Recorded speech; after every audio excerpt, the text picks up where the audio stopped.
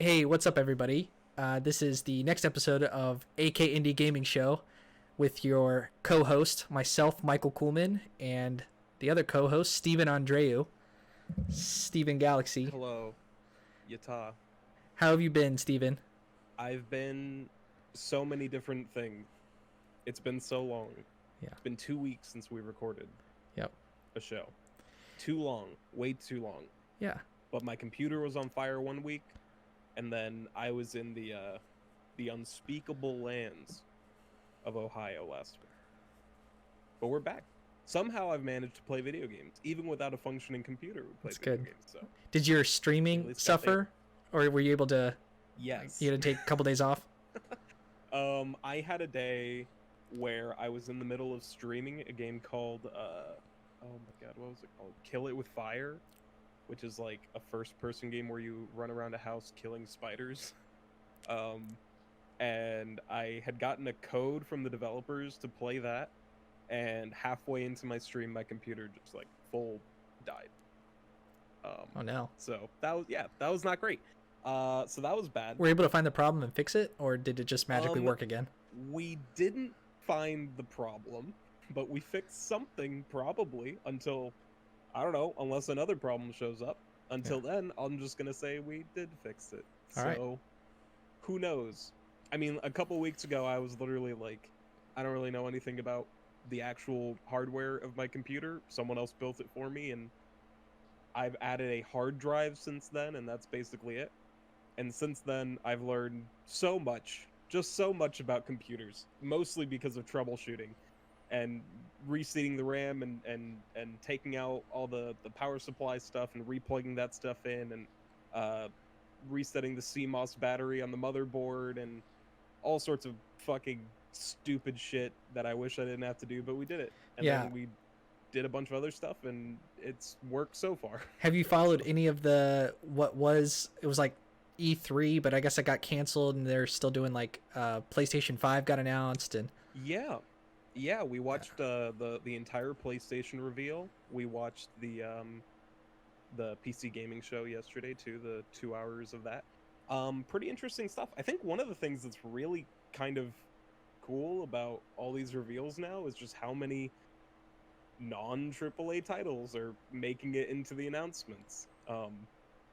like what? I Is mean, anything stick out? Like what did they announce that so was indie? two games that I saw at the PlayStation show that I was just like really, really fucking interested in. One was it's called Little Devil Inside, which I don't really know. I don't know too much about them. I haven't really looked into them after. But I think it's going to be like a third person like monster hunting game, like some supernatural type shit where like the show supernatural type shit, TM supernatural type shit. Um, where you like walk around hunting the Yeti or the Gorgons and shit. It looks just really cool, and it just has a really nice style to it. That one's really good. And then there's another game that I really don't know anything about. I have no fucking idea whether it's a platform or an action game. But it's called Solar Ash, and it's by the people that did Hyper Light Drifter.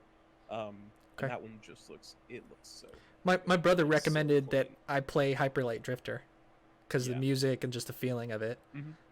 He showed me a little bit of it. The It's a the good one. art style is pretty minimalistic, but it's kind of an ambient game. Yeah, Hyper Light Drifter. That's definitely, it's like an indie game classic, especially because it was in development for so fucking long, and people were just like waiting and waiting and waiting, and they're like, one of these days, this game's gonna fucking, and it's gonna be amazing, and it was pretty good. In the time that I have a couple questions before I talk about what I've been up to for the past week or two. Let's stay on this track. So has Xbox and the Game Pass for Xbox has traditionally been really good for supporting people. Like I guess Steam is the supreme like indie, make an indie game, upload it to Steam because it's super easy to do so. And then Yeah. Xbox Game Pass is like a pretty good comparison for getting Xbox games you pay like $4 for and you get to play on your Xbox. Does PlayStation Network have the same thing, or is it not as good? Are they as good for supporting indie? I mean, PlayStation has a service called PlayStation Now, which is kind of like Game Pass. But I think the big thing that sort of separates Game Pass from for Xbox is that a lot of their first party titles, or I think maybe all of their first party titles now are on release available on Game Pass. So like if Halo Infinite comes out, it's just on Game Pass. You don't have to pay $60 for it if you have Game Pass. They did that with Gears of War 5 and with Forza that already came out. And I think I always get it wrong. Outer Worlds? Outer Worlds was released on Game Pass on release as well. Okay. Which is pretty substantial. Sony stuff, like I think the PlayStation Now has older PlayStation games like God of War and Spider-Man on there now. But as far as like what kind of indie stuff, I think they both have indie stuff. It's a little difficult though because like most of the indie stuff that goes on Xbox is like they're really skimming like the top of like indie production. You know, like they're putting up stuff like Slay the Spire and Hollow Knight and Guacamelee and stuff like that, which, you know, I mean, certainly not everybody has heard of these games, but like if you're into, you know, indie PC gaming stuff, like you've probably heard of these. So if you're like a really, really small developer, I would assume Game Pass and certainly PlayStation Now are probably like out of your reach a little bit. Steam, more doable, and then Itch.io, definitely very doable. Yeah. It's pretty easy to publish a game on there for your own price. What is Itch.io exactly? Can you... I mean, it's not too dissimilar from something like Steam. You make an account, you buy your games. They're kept on your library, obviously, but it's not a launcher, so you can't actually like play any of your games directly from Itch.io. They're all DRM free, so you have to download the files and play them straight off your computer. Okay. But if you're a creator, you can post your own stuff on there relatively easily. I mean, I know people that just and you can have like to make games on like RPG Maker and just and you can have like a game night, so you host your game and invite people and try to like get people playing your game on a specified night, like once a month or something. Mm-hmm. And I saw that, and like I looked at the schedule on that website. They are stacked. I mean, every night there's something going on. If you want a community of anywhere from 5 people to like 60 people playing the same game, they have communities built around that. So I think that's really good. Like that's really cool. Yeah, Itch.io is really, really good. If you are a single developer and you are not going to put out something like Undertale, which I think it's unrealistic to think everyone is going to be able to do something like that, you can just put games up just of all sorts of varying quality. Mm-hmm. But they also sell like, you know, the exact same stuff you would find on Steam or, you know, Nintendo Switch. Do they have the bundles like often? Because you told me to buy the bundle, and I bought it for $5, and I got, now it's, you said, was it 1,400 games? 1,700 total items. Yeah. Yeah, and some of them Which aren't is games. At least 1,000 games. Yeah. And again, there's some really good stuff on there. Night in the Woods is a really great one. Celeste, obviously, we've talked about. Yeah. A Short Hike is really good. Minute is fantastic. Pyre, very, very good. Quadrilateral Cowboy, which is it's hard to describe what kind of game it is, but I guess at its those are the simple, best games. I mean, yeah. Okay, so it's from a studio called Blendo Games, and it was it the third game that I ever owned on Steam was one of their games called 50 Flights of Loving, which is like a 30 or 40 minute long like narrative based game, but all the characters are like cubes, kind of Minecraft-ish, and there's no like actual dialogue, and it's you might actually enjoy it quite a bit because it's very avant-garde. They really go out there with how they tell the story. It's kind of wild. And they did that, and then there was another game. I don't remember what it's called. That's embarrassing. But they've made another game too that I've played that's quite good. That's like a spy game. And in this one you're like a hacker. It's definitely the most game-like game they've made. There's a lot more actual gameplay than their other games. But I just love that studio because they make the fucking craziest shit, and everyone always loves it. Yeah, dude, I've been listening to like GDC talks, like on YouTube. Mm-hmm. There's so much interesting content because like I've been watching people that I'm really interested by the single game developer, the one man team who tries to piece everything together and get this one game going. Two talks stood out to me. One of them was, I'll start with the still interesting but less interesting one, then I'll talk about the other really interesting one. So this one was some British guy who like moved to Vancouver and decided to make his own game dev, and he made like it was a really simple game, but it was like Bejeweled, but he reskinned it, and for over the course of 7 years he made multiple versions of this Bejeweled like game, and he tracked his sales, and he would say like I started the game with almost no money, and I would use the generic art work and art pieces and stuff like that, and it did okay. And then I reskinned the game and came out with an Easter edition or a Christmas edition, and I spent the money to purchase the assets from artists, and they did it, and I paid $500 or $1,000, and he tracked all his progress over time, and he said like this with real figures, real numbers. This is how many hours I spent on it. This is the revenue that I made on it. Here's what I had to give to the websites that, like, he sold it to some website that it wasn't Steam. It was like, this is going back to 2009, 2010, 11, 12, things like that. It's before Steam in the same way. And his type of game wasn't for, it was like it's almost like a mobile game, but for tablets. So he had a lot of sales on iPad usage. He's like, I think people play my game at work. And he never was a designer in a traditional sense of the games that you and me like, where they're trying to make interesting mechanics and things like that. He made his game very simple, but he noticed certain things that could increase the sales of his game. So if you have your own original intellectual property, like him and his wife really like English Victorian era themes, and so they made one of these games that it just had characters, and you had like little progression that you had to go through, and he said that game did really well. And it was he unfortunately was like describing the last thing I wanted to do was be a game like developer and have a team of people and have to tell them what to do, because I'm an introvert, so I just wanted to do it my own way.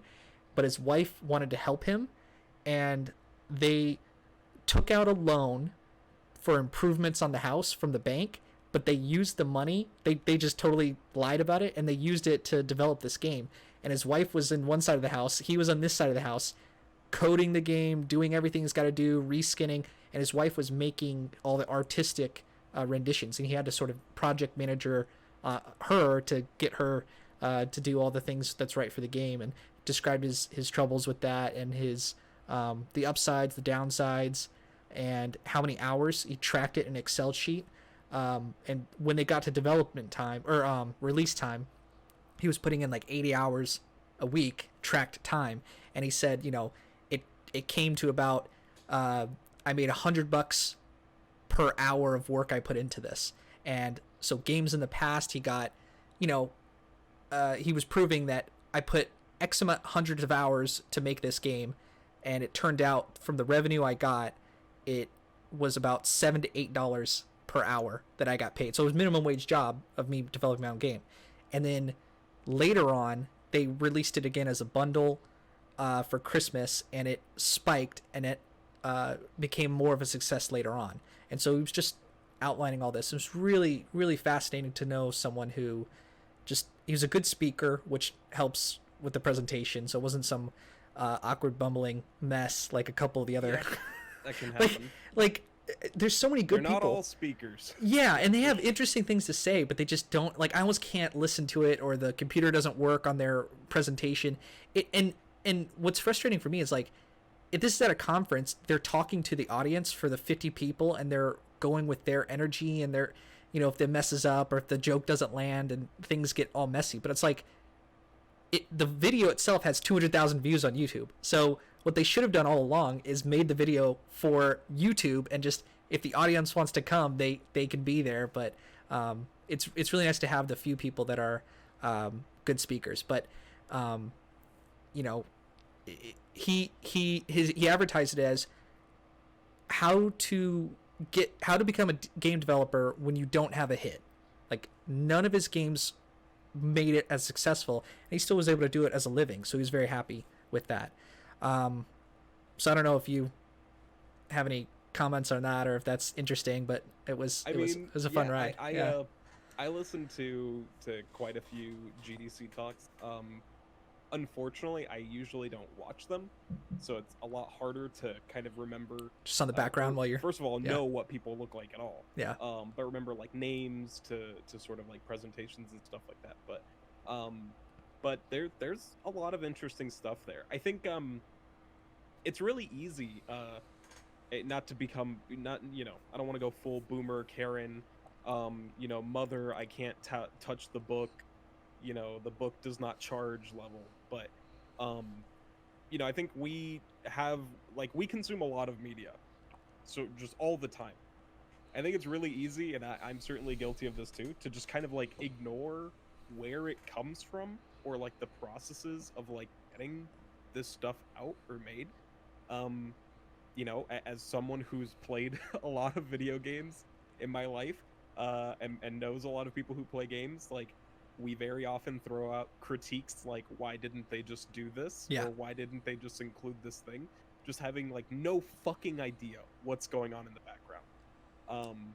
And it's really cool to kind of get a glimpse, if you don't know how that stuff works, of what's going on. I mean, just the other day on stream, and this is a really, really rudimentary kind of level to of this kind of thing, but we were talking about AAA games, like Call of Duty and these multiplayer shooters, and how they don't have campaigns anymore. And we were talking about it because Destiny, I don't know how much you know about Destiny or if you ever played. Never played it, but I know. Bungie used to work with Activision when they were doing Destiny. And last year or the year before that, they split from Activision, and now they're running Destiny completely by themselves. And since then, they've kind of been trying to figure out what to do with this game that was sort of a plan of what they wanted to do for a long time, then kind of got taken over a little bit by this sort of combination of things Activision wants and things Bungie wants. And now they get to kind of do what they want again. So the game moved to be free to play, and now there's a battle pass, but you still have to pay for the expansions if you want the extra content and stuff like that. But a couple days ago, they announced that they're making a new DLC in September, which everyone knew. But the big thing was that they're taking half the game and just taking it out of Destiny 2. 4 of the 9 planets in the game are just being completely removed. Multiple activities are just being completely removed. An entire quest line. But I heard that was because they noticed that it took up was it 18% of the downloads, but it was only 0.3% of the player base was engaging with that content. That's what I was gonna bring up, is that for them, it's really easy to be well, wait, what the fuck? And for the record, this is stuff that's going out, but it's being vaulted, and then they are gonna cycle stuff in and out of rotation so that there's less in the game, but they can target what they want to do with it instead of just having a whole thing. Yeah, people just get from crazy. Their point of view, they were we have this 120 fucking gigabyte game. Yeah. And 35 gigs worth of content is 0.x% of what's played. Yeah. So it just doesn't even make sense. It might be, you might be a Destiny player and you're what the fuck? You're getting rid of Mercury? That's bullshit, dude. It's Mercury. And you're I literally can't even think of the last time I went to Mercury, because there's nothing to do on that planet, because all of it is either literally trash or it's just not worth doing anymore because I did it and I never have to do it again. And kind of to the point of the Call of Duty stuff, we could be well, why the fuck did Black Ops 4 not have a campaign? And if you're Treyarch or whoever the fuck does Black Ops at this point, if you're those guys and you're man, it costs us however many hundreds of thousands or millions of dollars to produce a campaign that ends up being 7% of total play of Call of Duty. It's why are we going to spend half our budget or more to produce something that's literally 1/10 of total playtime? It doesn't even make sense. But that's stuff that if you just play the game, you're just give me campaign, dumbass. What the fuck? Right? Yeah. And getting those little peaks of what goes on when people are developing stuff. It's really, really interesting, especially because Yes. it's easy to play a game and notice all the things that are good about it and all the things that are bad about it. But when you're making a game and you have to be like, and I think we touched on this a little bit with like the Slay the Spire episode, you have to be really, really good at what you do to make a game and actually man, what's the word? Refine it to the point where people don't even notice how clean everything is. Yep. Because people will notice. Fuck, this was from a GDC talk, but there was someone that said players, if a player tells you there's something wrong with your game, they'll always know what's wrong with it, and they'll never know how to fix it. So how do you mean? They're like, you should always listen to your audience about what vocal concerns they have about your game, but never listen to them about how to fix needs it to happen to fix that thing. Yeah. Right? So going back to Destiny, if someone's like, the progression is completely fucked in this game and gear is bad, and you're like, okay, well that's good criticism. That's good and then criticism. That person's like, the gear needs to be available after every strike you, and then they're like, No. that we will take care of that. Yeah. But you are the fresh eyes to tell us what the problems are. Yep. And it's just really cool to hear people talk about that. And GDC does their postmortems where people go back on their games X amount of years after they came out to talk about the successes and the failures. And I'm super surprised at how open these are businesses, so these are large companies. Usually you want to keep your IP, your intellectual, how we do things, kind of secretive, right? Because you don't want to share it with everyone else. But Far Cry 5, I listened to a talk with the devs. This was a famous video. I think it's one of the top videos, because I went back and historically, I was like, what's the most popular GDC talks of all time? And I want to look at the best of the best. And one of the top ones was how they made the world generating engine, the world, how it was generated and created the map on Far Cry 5. And it was fascinating. I played Far Cry 2 and 3, and I thought they were okay. It was kind of fun, kind of interesting. Yeah, I but think Far Cry 3 and 4 really picked up the franchise again. Yeah, but 5, I'm gonna go play it now just by looking at the engine, the way they made it. It is all there's two ways to make a game, right? You can make all the assets, and then now you have the assets, and then we have to animate them and force them to work together, and then that's constantly fixing and adjusting, and then someone comes in and says, actually we got to make the animation X instead of Y. Well, now we have to go back and change all the interaction and how that thing works. That causes delays, and you get a clunky game at the end of it, and we've all played games like that. Here, instead, what they did was created an AI and all this talk of AI, you really get to see it when it comes to video game creation and development, making the computers, the smart computers, do all the work for you. So they spent a year or more just developing a program that auto generates everything, and then when it generates trees and rocks and houses, the way that they're structured on a map, the inputs that they put in, and then it spits out a perfect product, a perfect landscape and the map at how it is. And it's such an ecosystem of, if a tree is on a hill, it's going to grow out this way and then go up, and then we have randomly generated the amount of grass where it's going to be and where the grass is facing, and how the animation, the wind coming through, because it's got this tree behind it and the wind's coming from the northwest, and so it's going to make the grass on the riverbed wave less so, but the ones that are in the field are going to be waving a lot. And no players don't notice this, but you get the feeling of they're not going to notice the individual detail. It's just that holy shit, it just feels like a lived-in world. And I haven't played the game, but I'm going to go play it now because it was so intricate. It was, and they dove deep into. It was just crazy the amount of detail, stuff you would never think of. And then I went to a whole thing on I was clicking video after video on animation. Animation is such a interesting topic of how they get things to. Again, it's the same thing. It's always about patching something together where if they make adjustments, because we always make adjustments, how can we make adjustments easier? Like, hey, it turns out that this sword animation that we're going through needs to be quicker because, and from the start of the animation to when it finishes, when is the input and then when does the animation start, and at which point should you put the weight on the sword so that it goes forward. And if we have to go through and change something like, hey, this character only can have one arm on it, and so then it totally messes with the animation. It doesn't look as good. So the artist has to go back there or the animator and change the amount of weight on the sword so that it looks more natural, that you're swinging with one instead of two, so that you can have the shield, which is now a part of. They just created an item that you have to pick up. There's a lot of great stuff about fighting game animation, especially on GDC. I think their Skullgirls I'm gonna watch that now. talk has to be like one of their biggest ones, if I had to guess, because Skullgirls is such an amazingly animated game. And that same team that did Skullgirls also animated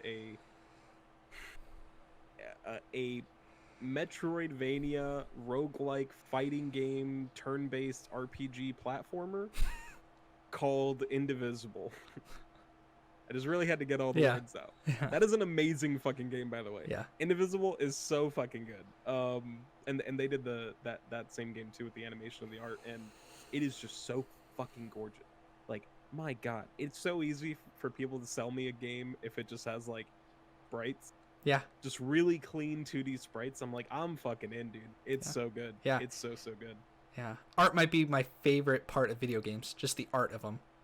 I think so. And that could be the music, it could be the dialogue, it could be the story, it could be obviously the animations, and just the artist rendition of, like, it all comes down to decisions made. And are you making good decisions that just fit with the theme of the game? Yeah. And for me, the art style of a game is so much more important than the actual graphical fidelity. Mm-hmm. Like, I'm kind of bored of games that are just like, look at how real we look. I'm like, I get it. You do look very real. It's very nice. Those are awesome, but they're not. That's not a selling point anymore. You got to have more than that. Right. Yeah. Like, not to just circle jerk it every time. This, it's not an indie game, but Breath of the Wild. It's a good looking game. Yeah. With, definitely not ultra powered. I don't know how many teraflop they're using, but it's a good looking game. It's a beautiful game because stylistic choices on just the aesthetics of things, how things are designed, color palettes, if you're going to have it cell shaded or whatever, like all those things matter when you're talking about how a game looks. I guess to bring it back in, that's one of the things that I really like about these smaller indie games is how these people figure out, cool and unique ways to just have style. And it doesn't mean your game has to look, insane, beautiful game every time. No. Which I think, what was it? It was like the first fucking podcast we did on your channel for Star Wars that we ended up talking about indie games like at the later third. What, like hour 3? Like 2 hours, 40 minutes in? Joe, big friend, twitch.tv/justjoeyo /YouTube / his Twitch is Just Joe. Just Joe. What's the Just Joe Yo? Just Joe Yo. It's like That's YouTube. The Twitch. Oh, is it? Oh, I might be wrong. Switch. Right. Yeah, the YouTube is Just Joe then. Anyway, I don't know. I don't think he knows about Undertale and how he hated it because he thought it was the thing that made indie games look like shit for, like, as the standard basically. Yeah. But I don't know. Like, there's so many. There's just a lot of cool games. Yeah. And you can look at something like Papers, Please that. Yeah, it's like 8-bit, or even something like Celeste. Like, Celeste is super fucking simple, but it's what you do with your really limited resource, or how you choose to put those things together, that matter more than whether or not something you can see the pores on Shaquille O'Neal's face in NBA 2K1, 2K12. Yeah. I don't know what game that was.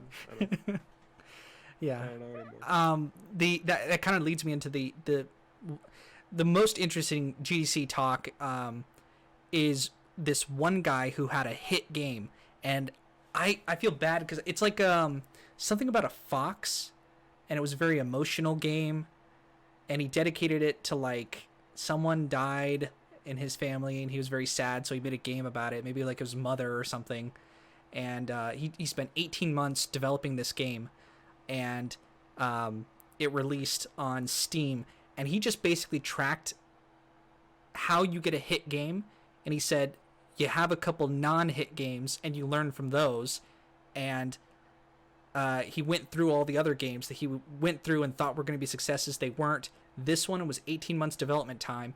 He has a full-time job. He has kids. He has a wife. He has he says he worked an hour a day on it maximum. Like maybe weekends it was like 5 hours, but like normal, just couple, like it wasn't like he spent 10,000 hours and years and years and years. It's 18 months in his spare time. And he said, I tracked some days I could only do one little animation and that's it. Like one line of text of code of whatever. And 18 months of that, you've got yourself a game. And the entire time he spent also marketing his game. And he went through which Reddit posts did well, how to promote your game on Twitter, the release date, what he did for that day. He was doing interviews, he was doing all this sort of stuff. And if anyone's developing a game out there, like listen to this guy's talk, and I'll link it below or whatever. And it's doable. I mean, it's not even like it takes, it took hundreds of hours, but over the course of time, it's not complicated. It's just focused effort. And he's like, I'm not lazy. I just don't want to work hard on this. And he ended up making like hundreds of thousands of dollars on this game. And he showed the sales and everything. He got an email list together of interested people. It was just amazing that this one guy did it. He used, he's like, I'm not an artist, so I had to use the assets that were already there. And he talked about where he got those assets, so he didn't have to pay any artists or anything. And he just did it. And it's like a 2-hour long game, and sold it for, I think it was like $8, something like that. And he just got a lot of sales and able to retire. Yeah, and I mean, it's, start his own company. It's always good to hear that people did well and they were able to finish a game and actually, succeed with it and actually do well. Yeah. Like, I mean, at GDC, I think at every GDC, they literally have sections of the talks where it's literally just for games that failed. Yeah. Yeah. Which doesn't necessarily mean that the studio is like disbanded or people are like poor, but it's pretty common to hear people talk about like, yeah, this is our game that we're all here to talk about, that everybody loves, that did amazingly well, and it was the 10th game we made, and the other ones barely made our money back, and we've been struggling for basically a decade as a studio. Yeah. But we got there. We finally got there. Which, they're probably at GDC for a reason, but yeah. It's valuable advice to give to the people that are there. If you're giving a talk at GDC, whether it's because your game did poorly, because your game did well, like both of those are equally valuable pieces of advice to give to people that want to make games. So yeah. Well, this is such a form of art. It's that I've been doing a lot of drawing and sketching recently, and just because I'm interested in it, it's like a really good activity. With the lockdown quarantine, I'm just at home a lot more, and I just started drawing. It's never about the finished product. Like, okay, I'm doing this drawing and I'm done, and I'm spend 100 hours on it. No, it's like, do the time it takes. It's about the process. It's not about the final product. It's on release day. We're selling it. It does well or it doesn't do well. It doesn't matter. Like, the fact is the process along is really the whole point of doing all this. So if you love to make games and you want to be an indie developer, it's not about getting that successful game and now I'm regarded, because that's it's just luck. Like it. And this guy talked about that, who made that game that I was describing. It's like, you just get lucky, and are people interested? Like, he had Okami come out like a couple years before, and people were like, "Oh, is this game like Okami?" Because it had a fox as the main character. He's like, "Yeah, I mean but it was independent of that. I didn't make this game because I loved Okami necessarily. But I got a lot of Okami players who wanted to buy my game, and it was featured on Steam and the new and trending tab." And he's like, I don't know how it got on the new and trending tab, other than it had some hype around it, got early sales, and then like he had an email list generated so he can contact people directly. And he said something like 60% of those people that were signed up for the email like actually ended up purchasing, which is huge. Like most marketing isn't like, you're lucky if you get 2% of the people that clicked on it Right. to buy your stuff, and he was able to track that a lot more. And then he got on the Steam new and trending tab, and it sold, thousands of copies in the first 48 hours, which is unheard of for most games that release, because people aren't good at the marketing part. He's like, I'm not good at the marketing part either. I just made Reddit posts and did this and this and that, and he outlines exactly how it works. So the talking about failed games is interesting, because we're all here consuming this GDC content and support of developers, because it's about the craft. It's about making video games as a form of art. That who cares if your favorite game in the world didn't sell 1 million copies? It's not about that. It's about the experience that you had. And none of these developers, the indie ones, care about the sales, they care about the money, but they only care about primarily the end user experience, and hearing that one comment that got back to them saying, I played your game during a rough patch in my life and it was awesome and it got me through hard times, and I just want to thank you for, the 14 hours of content you gave me. And it's like, that's what they do it for that comment. And they all say that. Yeah. It's really cool. It's good shit. It's good shit. It's good shit. You want to talk about games? Let me tell you some games I've been playing. Sure. A couple weeks ago, I started up Factorio again, and I've put in like maybe 50 hours in Factorio a couple years ago, and then I started playing it again. It's just amazing. And I started play Terraria with a couple friends. That's fun. I haven't Sick invite to Terraria. Sick invite. Oh, you're invited. Big invites. No. Yeah. And then we've been playing Valorant. I know it's not an indie game. We've been doing that. And then it's Riot. Yeah. They're kind of, they did it by themselves. Yeah. Just because they have the single biggest esport as one of their properties, like, they're technically still indie, I guess. Are they? No. I don't know. Yeah. I don't know. At this point, no. That's the blurry line right there. League of Legends, it's kind of interesting you say that, did kind of start out as an indie game. It's like an indie multiplayer. It's turned into so big. League of Legends by Riot, yeah. Yeah. And that game, if you look back at old footage, was like, it kind of sucked back then. Like, the interactions were clunky, and it's turned into this huge thing that's going to be around like the rest of our lives. Like, probably people are going to be like how basketball and baseball are sports. People are going to be playing MOBAs and League of Legends probably for God, I hope 10, not. 20 years. It seems to be. What a cursed world. Yeah. Let's see what else. I played Subnautica, and you laughed at me because I said, dude, I don't know if I could keep on playing this game. I didn't. Subnautica is like Minecraft but underwater. Like, the opening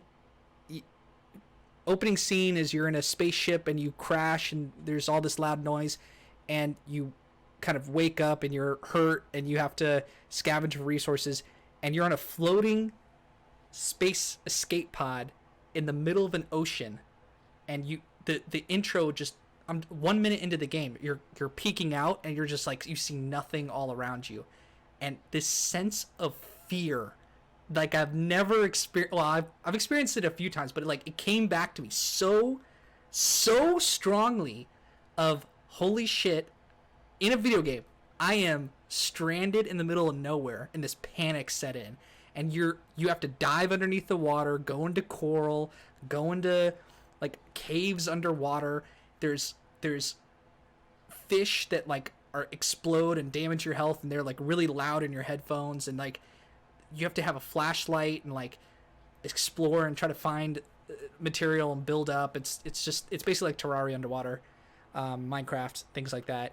And there was this one thing where, dude, I was in murky water, and this Leviathan came, this huge thing making noise, swimming past me.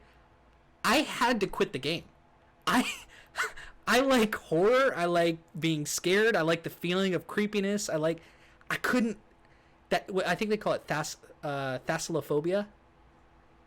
You know that term? The fear of underwater Yeah, yeah. creatures or something. I discovered I have thalassophobia pretty hard, man. I've heard that a lot from Subnautica. There are a lot of people that are like, "Oh, it's fun survival game," and then like a couple hours in, they're like, "Never mind, this is a fucking nightmare. This is actually a nightmare." At all times, It- there's just crazy Yeah. krakens and shit flying around. You're like, Dude, "I'm not gonna do this." like panicky, like physical reaction of panic in my mind with the rationalization knowing this is just a video game, and my hands got clammy. I literally had to quit. I might have had a panic attack if I did. Like, and I'm saying this like I went outside and told Corey this, and like my roommate, and I was just like, "Is that normal?" He's like, "Just shut up." Like, it felt like so I mean- funny. Like, but I liked that guy gave me that feeling. Like, Yeah, yeah, but yeah. That's- I'm not surprised. I've played plenty of horror games, and depending on the atmosphere and shit, they get you, dude. horror They games. definitely get you. I played The Evil Within, and that was a like scary game, very jump scare, like creepy imagery. I really like that game. I wasn't scared to the like this level like I was for Yeah, some, and it's some, Subnautica seems to tap into like a different kind of like primal fear of, you know, just what if Grunk in water, and you're like, Grunk Yeah. don't like water, yeah, and then the reptile brain just like, get me the fuck out of here. yeah, yeah.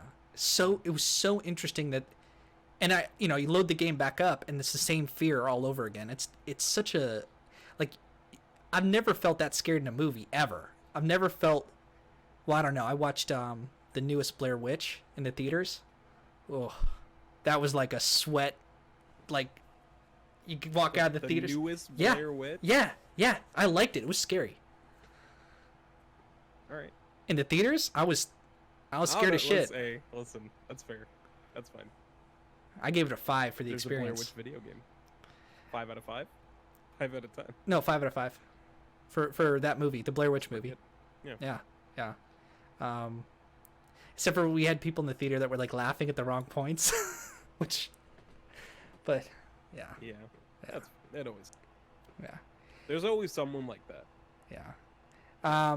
And then I haven't really cracked into the bundle that we bought from Itch.io, but I did play Far From Noise, and you hadn't heard about it. It's a very like chill game. It's all dialogue.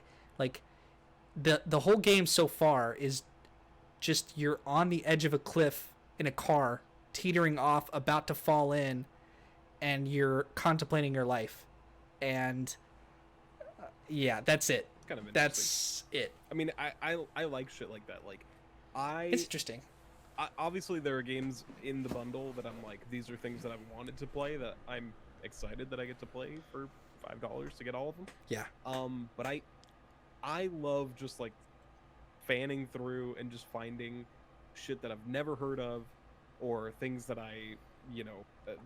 30-minute, 40-minute games that are just like a little snippet of an idea, something that you're like, if someone took this and put $500,000 into it in 4 years, you would have like a fucking amazing game. And right now It's it's like just like this these- little Yeah. seed of an idea. It's like a musician where like they hear like they take some old 50s clip and they like make a beat around that, like a Martin Luther King Jr. speech, and they just make like beats around it or whatever. It's like taking an idea of something and then expanding upon it.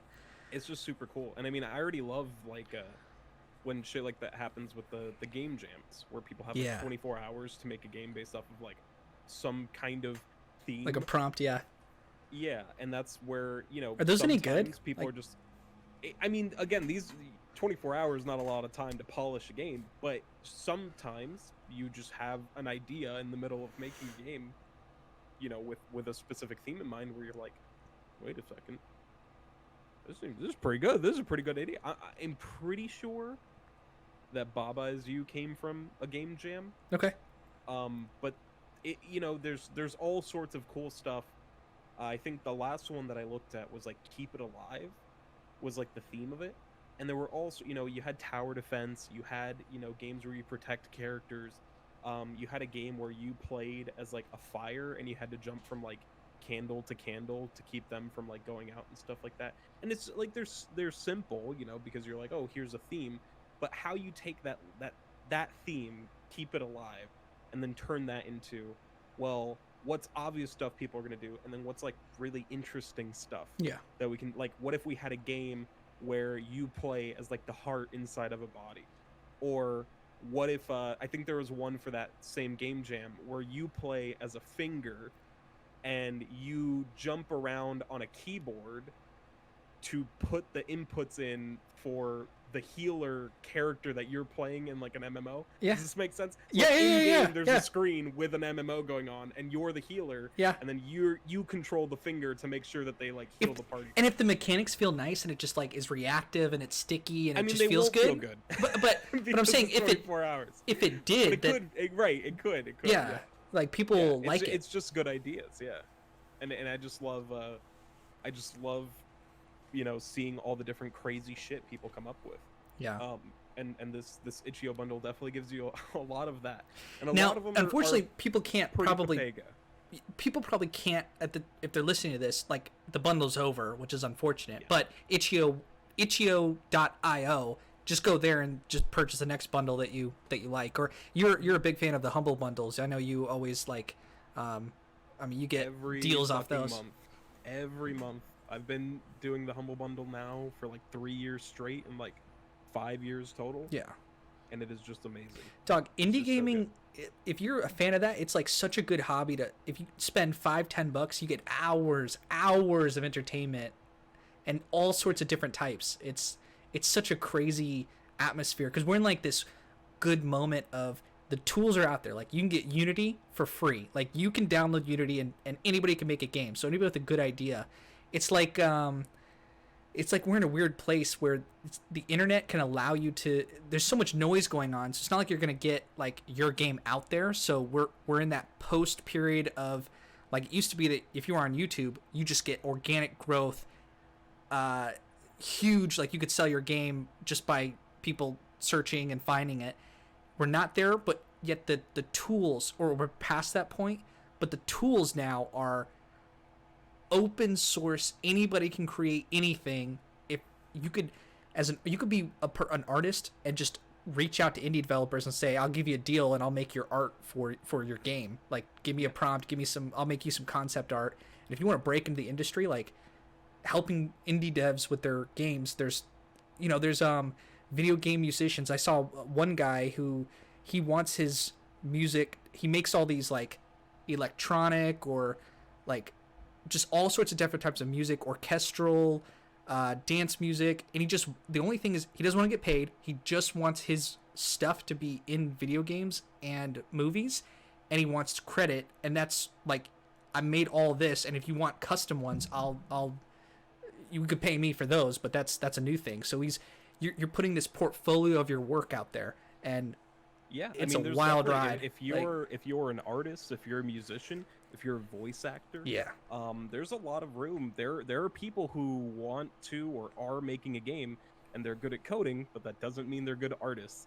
And my God, and I don't mean this, in offense, but dude, I've played a lot of games where I'm like, the game's good. It looks like dog shit. yeah.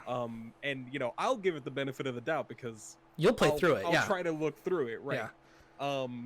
But not man, most people. You're rough. yeah. You're not most people. Oh, like especially yeah. when you get like conflicting assets, like things that are very clearly not part of the same person or the same Yeah. group of items. It's rough. Yeah. Would you ever want to join a team and make a game one day? I think I've asked you this before. I mean, like, Say yes? maybe? Yeah, like it's Okay. probably yes, but not. I don't know anyone. I actually have. Okay, listen. I have what I think is a really good idea for a video game, Okay. but I have literally no fucking idea what pathway I would take to do anything with it. Okay. But I think I have. Would an you idea ever for it. consider talking about it on like this show, or you want to keep it sort of close know. close to you? I don't know what the right thing to do. Yeah, would I got be, you. Because if I don't do anything with it, I'm like, why wouldn't I Well, just talk about it? We'll talk after this because I want to join someone like a group of people, because like I'm interested in, like, it's always cool to be friends with people that have similar interests, but more exciting is all working together to make something. And so like joining a band, you guys are all like trying to get known, trying to make music, you all share a love for it. Or like hopping on, like been playing Valorant with 3 other friends. We got a 4-man team. It's really fun to all like play for like 5 hours trying to work towards getting the most amount of wins. And you got Joe streaming, and we're all like, talking shit to Corey, and like all this stuff, and it's just fun.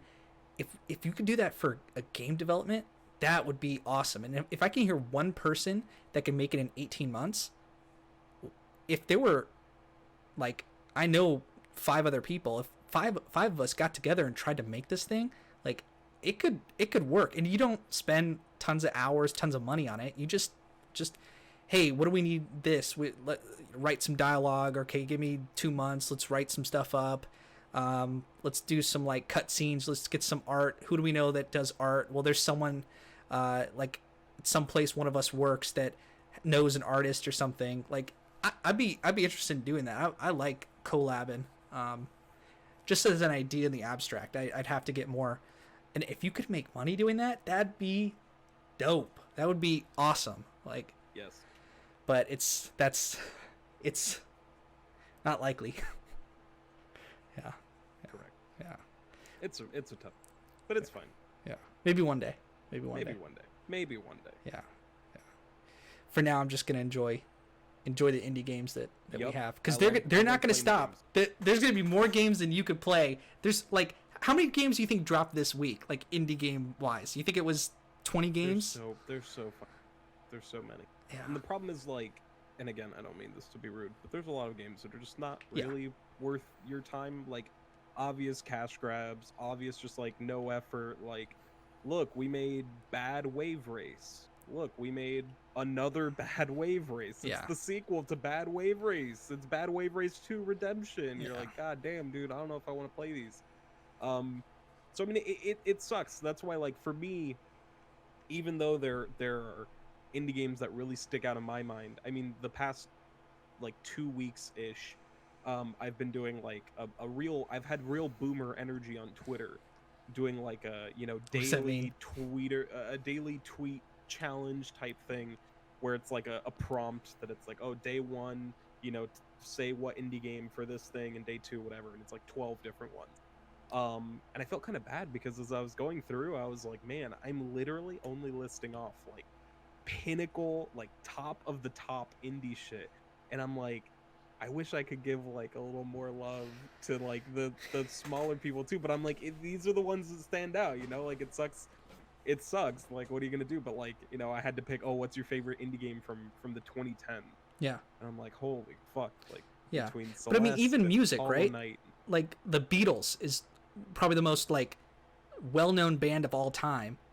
They got a lot of bullshit. They got a lot of bad songs. Like, they have old albums that people don't talk about. Like, in terms of music, they have a couple hits and that hit on the radio and that we all know and that people like. But on that same album that famous song came out, like, they've got 8 other songs that just are never going to.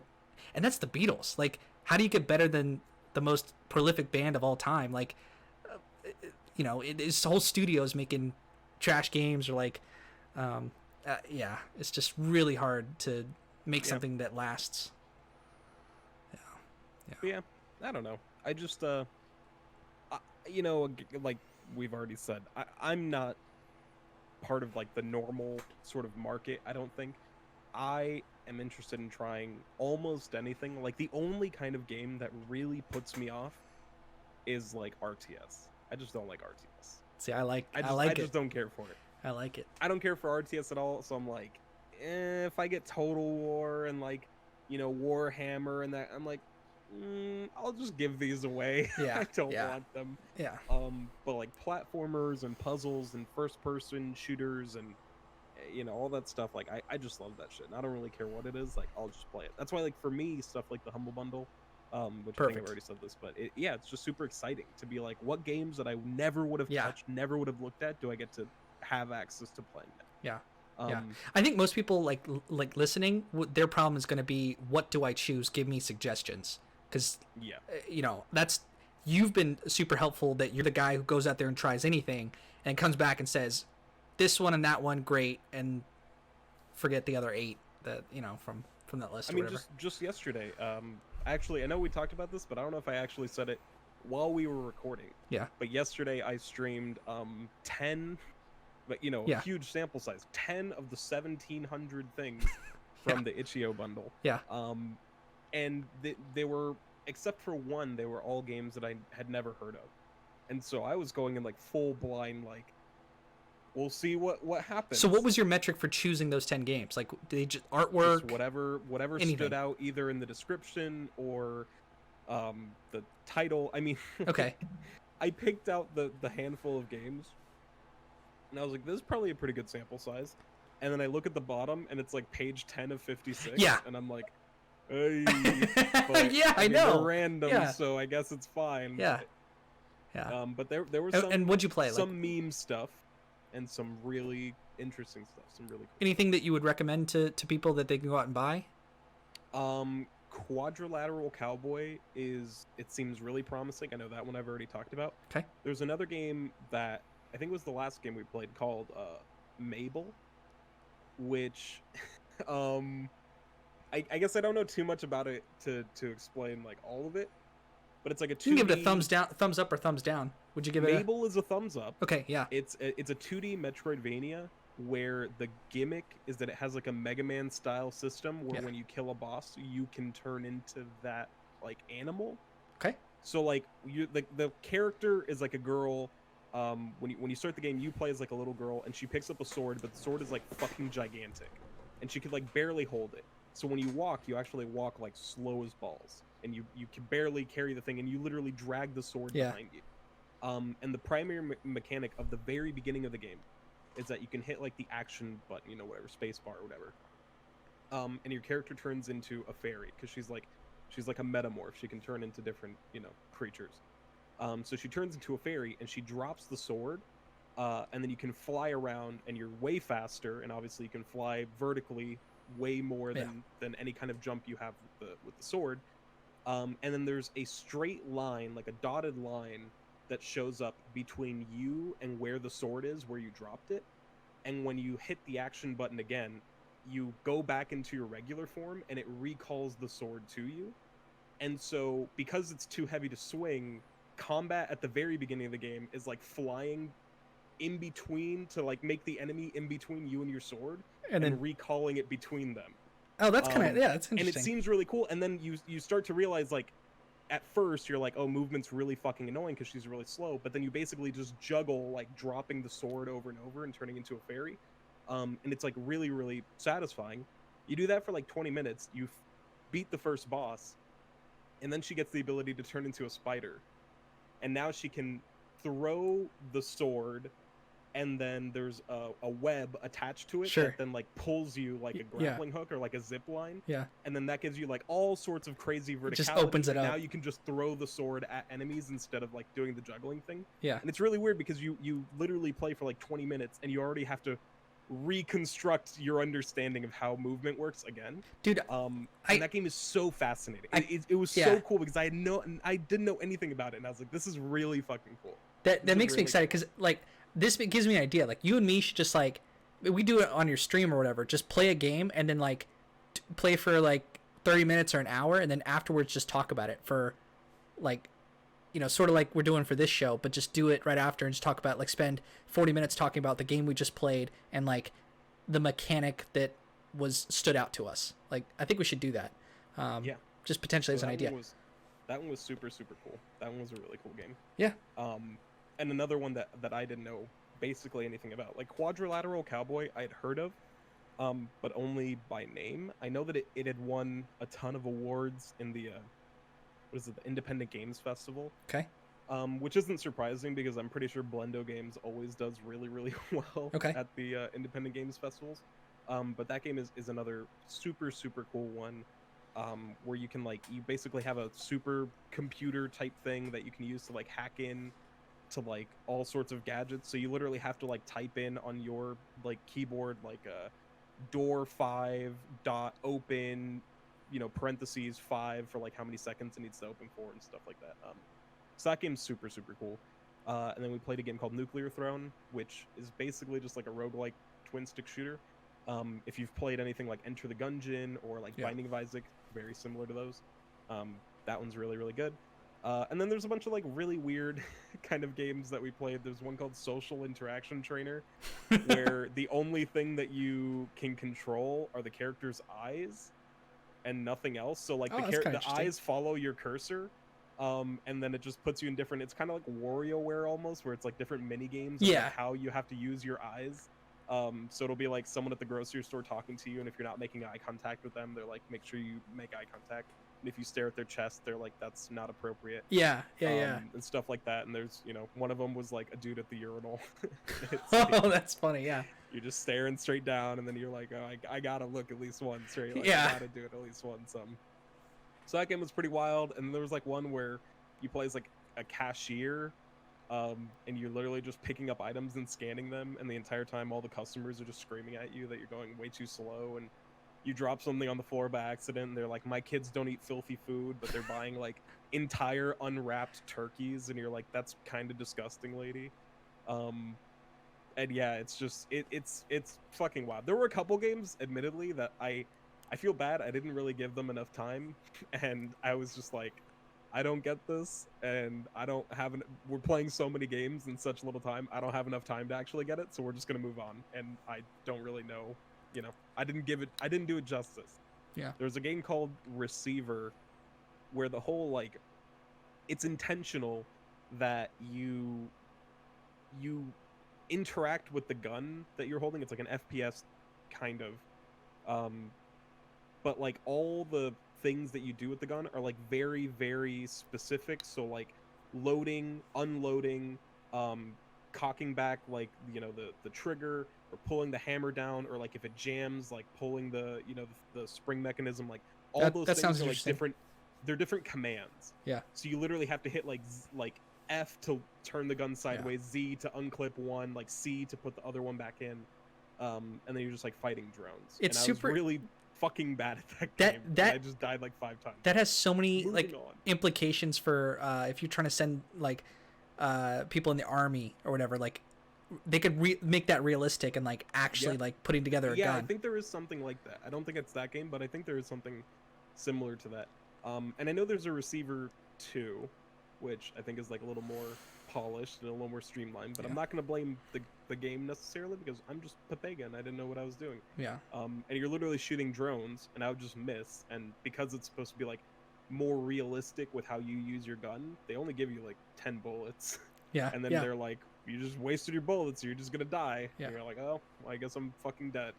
But yeah, and that was just like a small assortment of like different and there were some games I downloaded that I didn't even get to play. Because 2 hours, 2.5 hours is actually not that much time to play that many different games. Yeah. And what was the thing that made you go like, all right, we're done with this game, let's move on to the next one? Was it just boredom, or I get it, or? It was mostly just like time. I was just like, we'll give each one like 15-20 minutes just to see what it's about. Got it. I want to give the game at least enough time to be like, do we get what this is? So like Social Interaction Trainer, we might have played for like 10 minutes, 15 minutes. We got it. And I was like, we get it. If you want to play it, you can buy the bundle. You can play the game. Yeah. Same thing with the grocery store game. I was like, we're just gonna, we played this for 10 minutes. We're gonna move along. Yeah. Quadrilateral Cowboy, we probably played for like 25 minutes. Mabel, we probably played for like 20 something. Yeah. But yeah, they're just all sorts of, wild random shit. And I don't know what it's like as a viewer to watch, 10 totally random, completely unconnected games. But it seemed like people enjoyed it, just seeing all the different stuff and being like, oh, this looks really cool. It's almost like, when you go to the theaters and you just have the trailers for 15 minutes. And you're like, that's cool. That's not cool. That's cool. Yeah. Nah, that's whack. Oh, they're doing another one of those? Oh, that character's white now? That's weird. Like that kind of thing. Yeah. But it's with video games. So. Cool. It's pretty nice. I think you're doing cool things. And it's, you don't have to get paid to do it. You're doing it for free. And you just want to get the word out. And you had like a couple viewers. You had people watching and interacting. And yeah. Did you play with anyone? I didn't play any games with anybody. Okay. Um, Yeah. it kind of sucked because what I would have preferred to like, it would have been to have like a spreadsheet with all the games on there, Sure. and then have like a literal random number generator and just like hit it and then play that game. But I would have either had to download every single game, or I would have had to download them in the middle of streaming, which would have definitely just, Yeah, it's just full downtime. trashed it. Yeah, so Yeah. not even downtime, just like bandwidth. Oh, right. Like, Yeah. yeah, just Yeah. kill my bandwidth. So I That's was like, good. well, it kind of sucks that I have to pick them off stream, but Yeah. it was fine. And I might do stuff like that in the future. It just depends. It just depends. You know on the cool what's part going is, on. like, and I'm just putting this out there. Anybody who just stumbled on this video and has lasted this long into the video, like, first of all, thanks for watching and listening. That's awesome. You can like play with us. Like I'm sure that you could like hit us up in the comments and like we'll hang out. We're here to interact with the fans and with the people who find we're just two guys who like indie games talking about it. You stream, you're available online. Like fucking hang out. Like let's do this thing. Like if anyone is interested, because I get a True. couple views. I have no idea who these people are, and I wish they would reach out and talk to us and interact. And because I would love to like trade emails back and forth with people like the show, or support other people that are doing content like we're doing. Like I would love to link up with other indie gaming podcasts, shows. You know, I want to get a game dev on here. You've talked to a few, I've talked to a few. You know, nothing's really materialized from that, but I would love to just make this into whatever we want. And I'm Yeah. so glad that you're doing the streaming. And I know you were thinking about writing like a blog. Is that materialized? Are you still thinking about that? Do you think that's a good No, direction? That's gone. You're kind of doing it. Blog done. Yeah, you're doing it now through The talking. blog was like the progenitor to like the YouTube stuff and the Twitch Yeah. stuff. Yeah, And at this point, it's just I'm not gonna say I don't have time for it, but I'd rather put that time into other Yeah. stuff. I might go back and make videos, like YouTube videos with the blogs as like a script kind of. Yeah. But that's kind of a thing on its own. That was like I wanted to do something with video games for a while, and I wasn't doing anything. And I was like, well, I could just write because it's really chill, and it could just be on my off time. But I don't think that I have the capabilities to like talk about games through writing that I could either by playing them. you could do it, but then on you'd have to something sit like down and Twitch do or, it, like making a video. right? Like, Well, right. yeah, and It's- you're just not interested in doing that right now. Like, I was just very self-critical. Like I'd write something and I'd be like, "This is good," and then I'd read it again. And I'd be like, "This is actually kind of trash." And talking about, because the blog I was doing wasn't just like it wasn't about is a game good or Yeah. It was about like game design. yeah, And for me, I was like, it's actually really fucking difficult for me to sit down and make like an intelligible piece of content about game design without also investing a ton of time into like recording videos of the game or like having screenshots and stuff like that. And so at that point I was like, if I want to talk to people, if the point of this is to like get Yeah. people interested in playing new games, I'd rather just play games. Yeah. And Yeah. have people watch new games and be like, that seems like something that's really fucking cool. And Yeah. we can, I could talk about, like, sometimes while I'm playing a game, I'll be like, oh, this right here, this is really cool, or this is, an interesting thing that they added. But most of the time, like, I think for a lot of people, if you see a game in action and it's something that could potentially interest you, like that speaks volumes more than like just reading a blank sheet of paper. And it's not blank. But, yeah.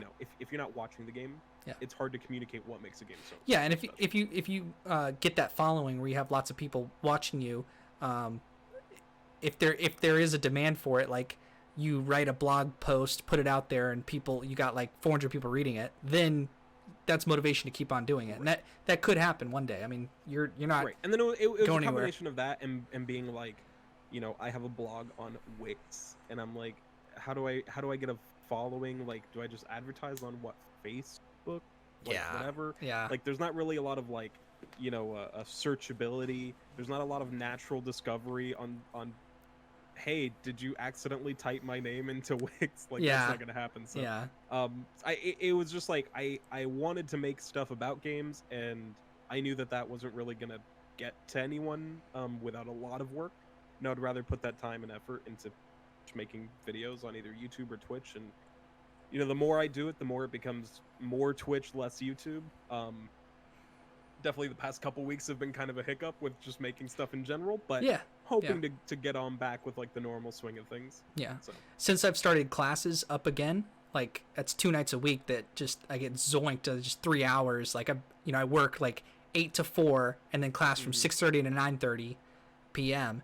and that's Tuesday and Thursday. So I am not hitting the YouTube. I have paused that stuff. If I had one person make a comment saying like, "Hey, where's the new episode of, Corey and Michael movie show?" Like I would make one the next day, but I'm not kind of hearing that feedback, and so You're I'm not taking a making break. them at all anymore? No, just hiatus. Just put a pause on it, like while I'm doing school, and I graduate. Well, I technically already graduated, but I'm gonna be done with classes in August, and once I'm done there, I'm also looking to buy a house. So there's like just lots of stuff that we're doing, and I kind of like taking my evenings and chilling and drawing, and I don't need to. I don't want to force it ever with YouTube unless I'm getting paid and it's like a job. Like I'm not gonna force myself to make stuff, and you go through bursts of energy, and I'm kind of on a downswing of. I'm just not that interested in making video content right now because I'm not getting that feedback, and I don't expect anyone to watch it and interact with it. But if people do and they like it, I'll make more movie podcasts, drafting to win for Magic Arena, and like this show. Like I have fun doing this show with you talking about indie games, and then I get to play some games like outside of this based on what you recommend. So that's always fun. And I uploaded a video of you and me talking, like episode 5. It was actually under my account, like locked, and like it was a private video. I didn't realize for like a week, and I was like, oh no, that could have been released last week. I thought it was all good to go, and so I had to unlock it. I'm behind releasing episodes as well. Yeah. Mostly because I had the whatever. Yeah. I don't think we've talked about what issues I had with my PC, but it was not a fun time. Yeah. Like I know we talked about like how I fixed it. But man, it was rough because I literally had just gotten in my very expensive fucking graphics card, and that's not a flex. That's mostly just me. That's anxiety because I was like, I paid a lot of money for this shit. Yeah. And it literally, my PC just started crashing after I installed That's it. awful. And I was like, what the fuck is going on? And then I was like going back and forth, swapping hardware, still having problems, driver issues, operating software issues. It was just the fucking works. And the entire time I was like, I can't stream, can't edit videos, can't put stuff out. So it was kind of shitty. Yeah. It was a bad time. Yeah. So I have a little backlog of stuff to upload, but yeah, it'll all get up. Yeah, easy going. Just get it out there, keep on making it. And it's about longevity. It's about building all this stuff to last. I hope to have this channel for a decade or more. Like, so whatever I'm putting on there, I don't care if it gets 0 views. I'm having fun making it. Like, and then the goal, right, is to get big, and then people get to go back and be like, this guy's been making it since 2019. It's like now it's 2027 and people are going back watching the old stuff. And I'm no stranger to that kind of the sort of evaluating my own performance, especially with like the streaming stuff, and it's kind of shitty because even as small as like my stream is, like I'm already like doing the thing, and I know I shouldn't. I know it's bad, but it feels like impossible not to do it. Where at one point you're like, I have 0 viewers, sucks, and then you have 3 viewers, and you're like, oh my god, I have 3 viewers, and then not very long after that, 3 viewers, you're like, oh, only 3 viewers, and then you have 5, and you're like, oh, I have 5, there you go, and then you have 10, and then you're like, oh, well, last stream it was 13, but now I only have 10. I mean, it's nothing wrong with the 10, but it's like, oh, I guess this one's just not as good. And it's hard to not maintain like, whatever. But I guess I'm trying to focus on like stream to stream, not paying attention to the numbers so much, and then just going back. You don't have a lot of control over it. How was this month? Yeah. Well, right. Yeah. You could, But because then you are going doing, back and just looking sort of the macro stuff. you know, how do you gain a following through live streaming? You try to put on the best show you can, and that's what you do every time. Like, some streams are better than others, but you try, right? I mean, like, I'm saying this as someone who watches your stream. You click on it, you reliably produce entertaining content, which most people can't do, and even most streamers don't currently do. And streamers with thousands of people watching, I'm like, there's stretches of just boring stuff. Like, you're not trying. I mean, I know you're live, and you've got people watching, but I don't know why they're watching this person. Whereas you have you and a lot of streamers like you that your viewer count like doesn't reflect the amount of interest that you have. Yeah, Like, I mean, it's yeah. a grind. It's a grind, I mean, yeah. yesterday gotta enjoy I it. streamed, and I had someone resubscribe for the third month, and they were a subscriber on the first day. So I've been an affiliate for 3 months. You know, I went from month 1 having an average of 3 viewers, month 2 having an average of 5. This month I have an average of 10. That's awesome progress. And just yesterday, I got my first Twitch payout, which was pretty nice. Was it like $40 and- or was it like 13? I don't want to say. Okay, all I don't right. know. I don't know. It'd be like a weird flex, man, if I said. Okay. It was. Were was you pretty happy? good. Were you happy? It was pretty good. Oh wow. Yeah. That's awesome. And we have. But you earned it. Kind of. You did. I You don't earned know. it. I don't think I did, but No, you did absolutely.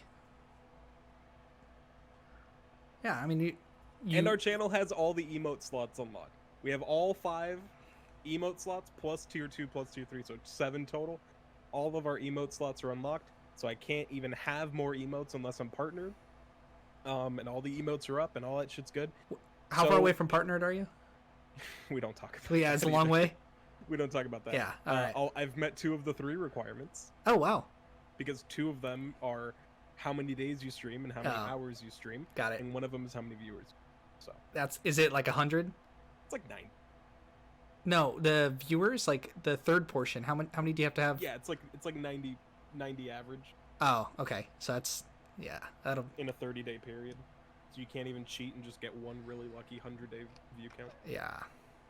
So Yeah. pretty rough, but that's over time. That's with time. And definitely, you know, because you mentioned it earlier with the people not, you know, that some people don't comment or whatever. I've just come to accept that there's just people. They just don't They lurk. communicate. They lurk. They lurk. They lurk. The other day I was playing Dark Souls. I'm that way on most of the stream. time. I'm mostly a lurker myself. Even people I like, I've never I don't reached even out. watch streams. Yeah, yeah. Except unless they're friends of mine, then Yeah. I'll say hi. And now I've met people that stream, and I'm like, I make it an effort if I'm doing something and I see 6 people streaming and I know all of them or I've talked to all of them. I'm like, I'm gonna stop by and at least say hi. To Yeah. all of them, right? Yeah. At least say hi. Throw a pog or 2 in chat. Maybe a Dan's game. Maybe a Craigasm. And we just go on our way. But, Yeah. But I was playing Dark Souls the other day on stream, and someone followed. They hadn't said anything in chat, and they never said anything. And I was like, okay, All right. I don't know who you are, dude, but And Hello. you'll never Hi. get that feedback of why they followed, why they like you, who they are, what is it about? Like, interact with me. Tell me yeah, about yourself. You'll never. I accept that it's a thing. Yeah. One of the things that I try to pride myself on is like interactivity. Yeah. I like having a lot of people talking in chat. I like having, you know, the gambling in chat, the points, the redemptions, you know, all that kind of stuff. I love just having people talking and interacting, because that's what makes it like worth it for me. Yeah. So, you know, if there are people that don't want to talk, I mean, that's fine. That's cool. Like, hey, Yeah. you're good. Exclamation point lurk. You're good. Any other pressing topics you have? We'll see. Nah. We'll see about next week what games we play. Yeah. I've been playing a lot of shit. I thought I was going to be playing Torchlight 3 all week. I don't know if you've heard of Torchlight or if you're familiar with Yeah, that I've never series at played all. it, but it's like it's indie like shitty Diablo. Diablo. Yeah, indie Diablo. Okay. Indie Diablo. Okay. Listen, okay, I'm 100% right now, all right? When Torchlight 2 launched, that was right after Diablo 3, Yeah. and people were dead ass like Torchlight 2 is better than Diablo 3. It's the actual sequel to Diablo 2 because Diablo 3 sucked ass. and it took them 8 years to fix that fucking game. But Torchlight 3, it was announced at the PC Gaming Show. Well, okay, it was announced a long time ago. It was put in the PC Gaming Show yesterday with like a new trailer, and then they did the available now in early access. And I was like, available now? Dude, I was like ready to just get this game on day one when it was gonna drop this year at some point. And I was like, what? It's available? What the fuck? And I streamed all our indie games. And I turned the stream off and I bought Torchlight 3 right there. And I played it, you know, a couple hours at night. That's what I was playing yesterday while Joe was streaming. Yeah. And I played it this morning. And I was like, man, something ain't right, Bobby. Yeah? Something You didn't like ain't it? right. There's some complications with that game. Some of them are technical problems, which I usually overlook.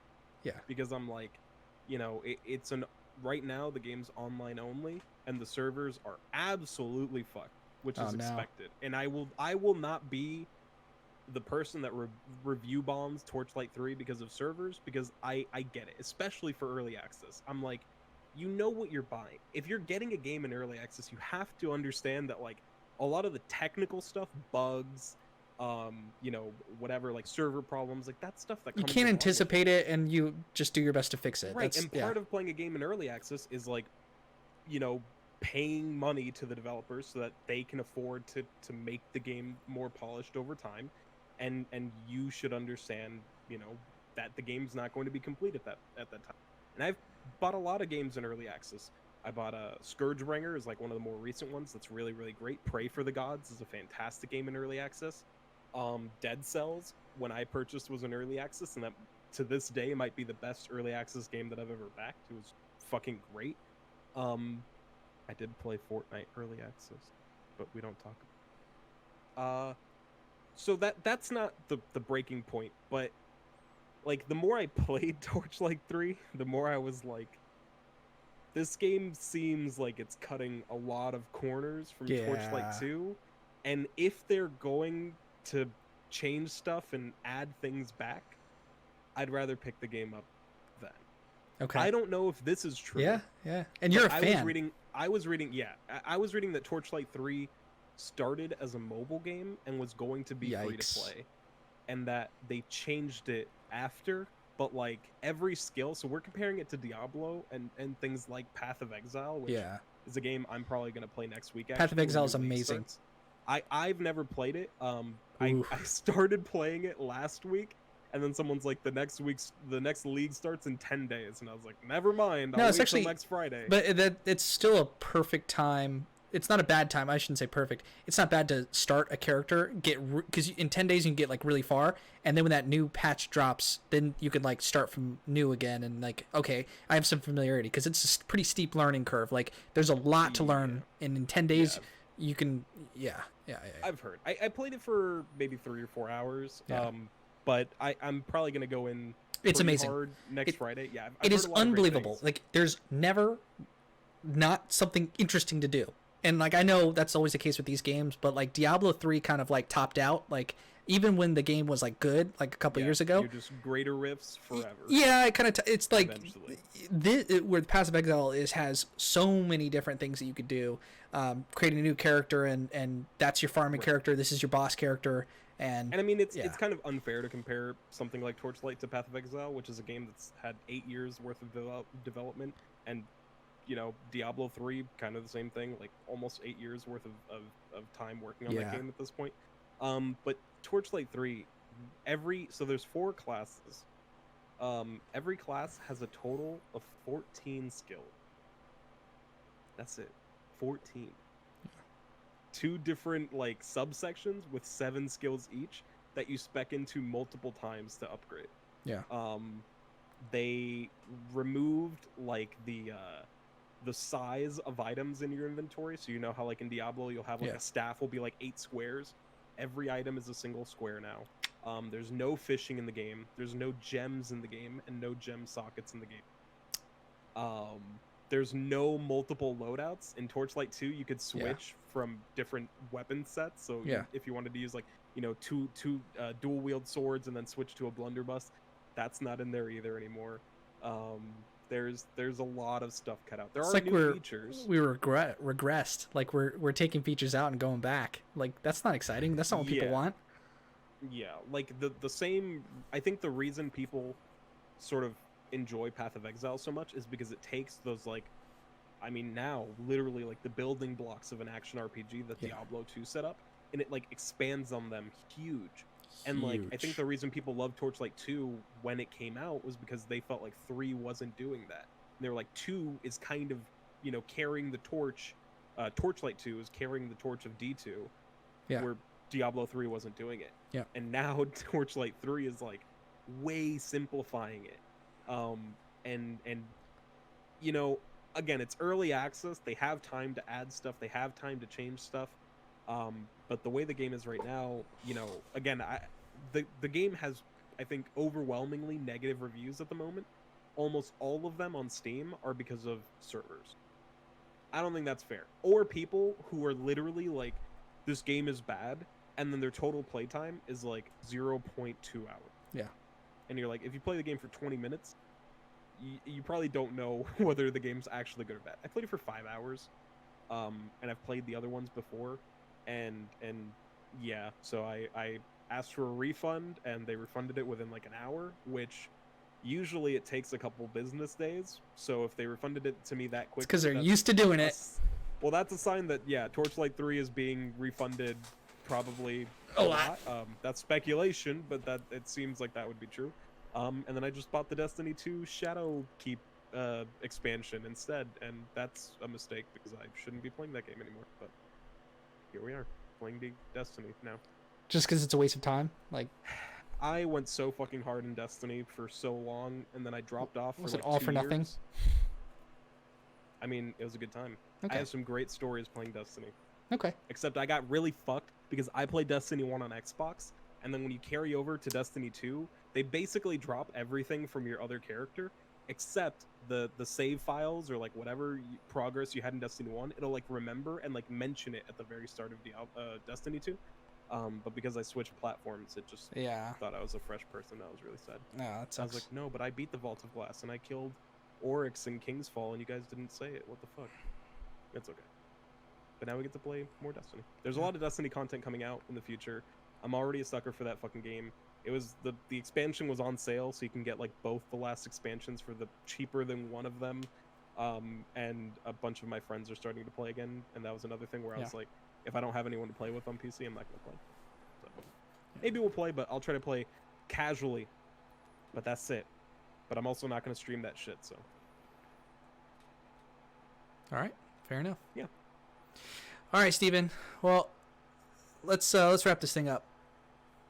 All right. It was good to talk to you again, and looking forward to the next episode. Yes. All right. Thanks for watching, guys. We'll see ya. Have a good night. Bye forever.